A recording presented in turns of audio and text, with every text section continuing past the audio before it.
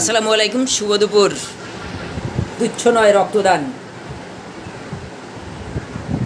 আসুন করি রক্তদান, হাসুক রোগী বাঁচুক প্রাণ, প্রয়োজনের প্রিয়জন হয়ে পাশে আছি সবসময়। আর সেই স্লোগানকে বাস্তবায়ন করতে আজ এই ভর দুপুরে ছুটে এসেছে আমাদের প্রিয় ছোটো ভাই ওহিদুল। তার জীবনের প্রথমবার লাল ভালোবাসা দানে এগিয়ে এসে আছে।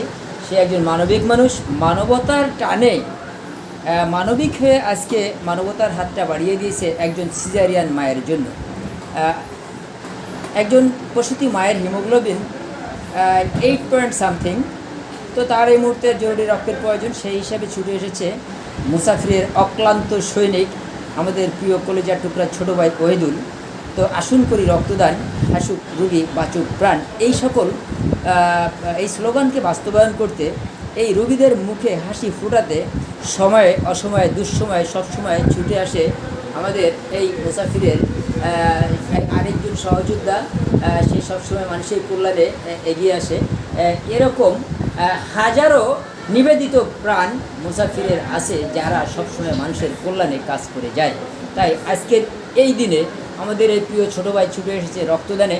এটি কোনো মডেলিং বা ফ্যাশনের জন্য নয়, এই ভিডিওটা করা হয় যারা রক্তদানে একটু হেজিটেট বোধ করেন বা কনফিউজড বোধ করেন যে রক্ত দিলে কোনো ক্ষতি হয় কি না।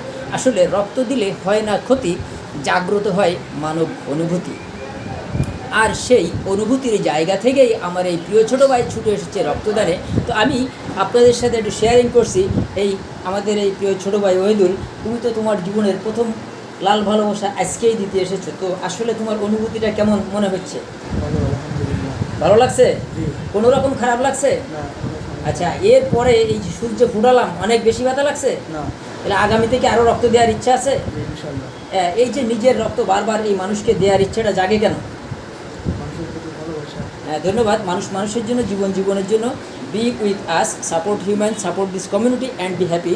সকলে ভালো থাকবেন, সুস্থ থাকবেন, সকলে সুস্থতা দীর্ঘ কামনা করছি। আসসালামু আলাইকুম ওয়া রাহমাতুল্লাহ।